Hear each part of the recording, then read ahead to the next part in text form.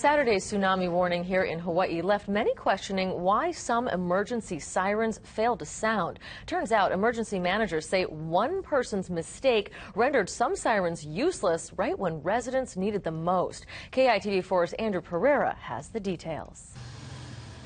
Oahu's North Shore was clearly ground zero for the latest tsunami threat. But residents like James O'Shea, who lives in the Rocky Point area, heard no siren blast warning of the possible danger. We couldn't hear the tsunami sounds, the sirens.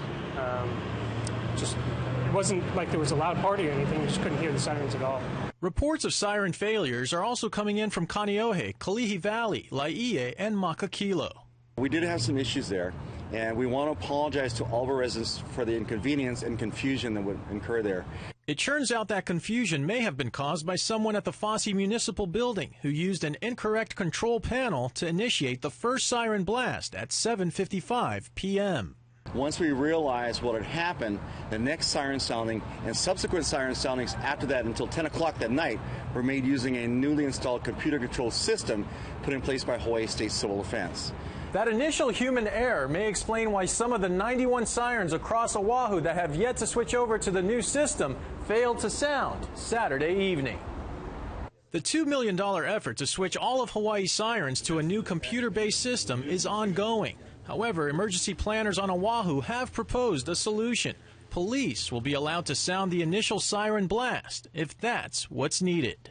I think we have to think that way because, you know, there are circumstances where we could be inundated by tsunami waves even quicker than we did this time, particularly if something dramatic happened on the Big Island or one of the other neighbor islands or somewhere in between.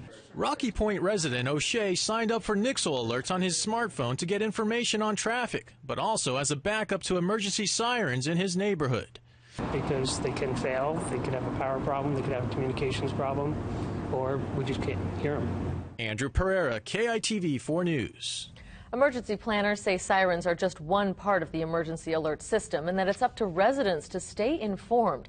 Mayor Carlisle says he's satisfied with Saturday night's response, considering this was the first time ever that Hawaii went from no advisory to a full tsunami warning.